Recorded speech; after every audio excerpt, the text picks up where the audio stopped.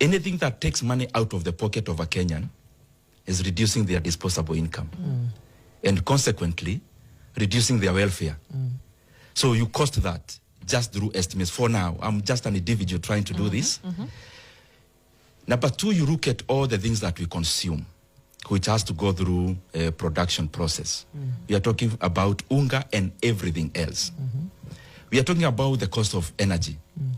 I saw yesterday, disappointingly, that EPRA also added kuni into the fire by also being too insensitive to allow Kenya Power to increase energy prices. So those are the kind of costings I'm talking about. I've not even come to the start of. This is even a different matter altogether. I'm just talking about precise economic. Currently, I'll not reference yesterday's prices because they're still disputable. So I'll be using the real ones that Kenyans know from the price as of yesterday morning. Yes. So it was around 214 approximately for super, and the other one was around 243 approximately for diesel. I thought there is something we can do to reduce those prices.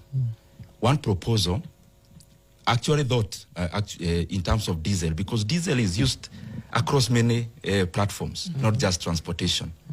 I thought it is important we reduce diesel by around 54 shillings. And I actually calculated.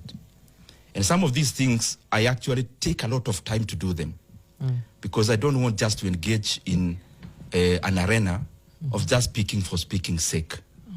So the first proposal was that we need to relook at the margins of the people involved in the oil business, that is importers and also retailers and wholesalers. Their margins come to around 17 shillings. But out of that, around 6 shillings is actually to the importers. When we get time, we'll talk about that because that is where the issue of G2G is. So my request was that we reduce that by 4 shillings. That doesn't need any parliamentary process. The second thing is that I am proposing that we reduce our VAT further from 8% to 0 in the meantime. That is pushing now all the fuel products to what is called the first schedule, exempting all of them from VAT.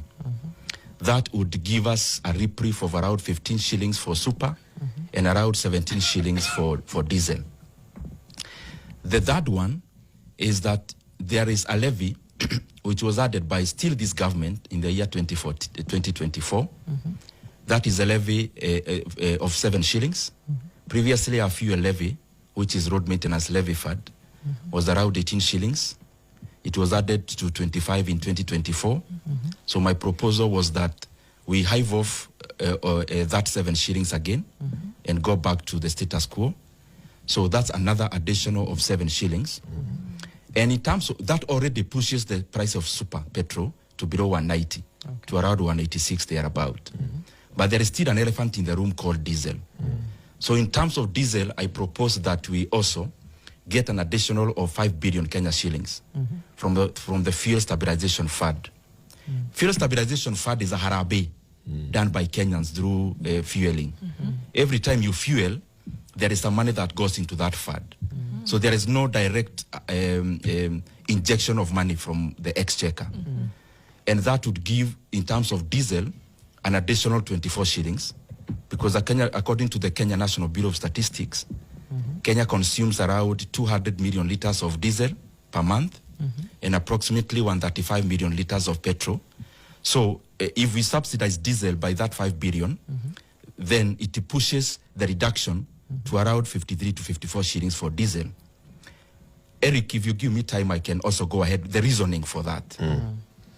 The reasoning for that is that I have been the chairman of budget, so I understand that Kenya needs these revenues. So I'm not doing it for populism's sake.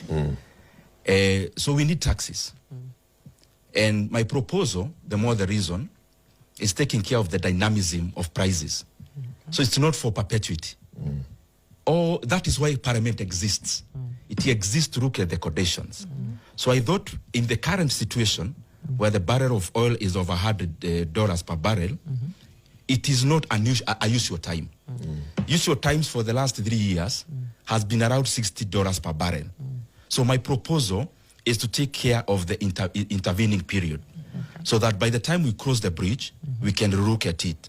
So what is the cost of this? How long do you give that intervening period? That's one. By proposal, I thought Eric would be around 4 months to 6 months. That is my reasoning, because I see there is a lot of things that are also happening in terms of global geopolitics. I could be too optimistic, but that is my horizon. So at most 6 months. At most 6 months. So is it your prediction that the war will end in 6 months? I am hopeful, just like any other citizen of the world. Okay. Okay. So then the next bit you are going to tell us how much the government is going to forego in revenue. Now, there are things that we have to decide on, Waboi. We have to decide whether we are going to have some sticky effects to the economy by being laissez-faire, or just letting things be, or we are going to intervene as a country and see whether we can arrest especially inflationary pressures. So there has to be a trade-off between spending money now and safeguarding the medium and long-term effects to the economy, or then saying, let things be, and then we bite the bullet. And I thought it is not very prudent for us to go the latter route. So the earlier route, Kenya, in terms of expenditure, in terms of consumption, I'm working with around 350 million liters of both diesel and petrol. I have lifted that data from the KNBS. So when you talk about VAT, I'm approximating at around, we are foregoing 15 shillings per liter. So when you do that math approximately, we are talking about around 5 billion shillings, approximately. Fuel levy of 7 shillings, using the same 350 million liters per month, we are talking about 2.45 or 2.5 billion shillings. And of course, then there is fuel stabilization, which is subsidy of 5 billion additional, which is coming to around 12.5, I'm approximating 12.7 or thereabout. But the 5 billion is not coming from the exchequer. The 5 billion is, Kenyans have already raised that money. It's in the kitty. It's already in the kitty. And by the way, the kitty is resourced. So it's not money we are borrowing. And ring-fenced. It's there and ring-fenced. And it's available. So the actual money we are actually spending as a country is just around 7.7 billion shillings. Now, I've tried to come up with various figures to look at. How many months? That is per month. Per month. Now, the issue is this now, Mariam. The effects to the economy, yesterday alone, we could be talking about tens of billions to the economy. Even if it was a usual day. So in terms of costing and in terms of inflationary pressures to the economy, we are talking about tens of billions. In terms of the month, we are talking about hundreds of billion shillings that will be a loss to the economy. So I'm now caught in between here. Yes, the country may need this revenue, but the revenue comes, number one, out of stability. So we have to take care of the parameter, the stability of parameters to the economy. Correct. If you look at the May figures of inflation, I can ascertain there will definitely be above 7.5% year on year. The inflation for May.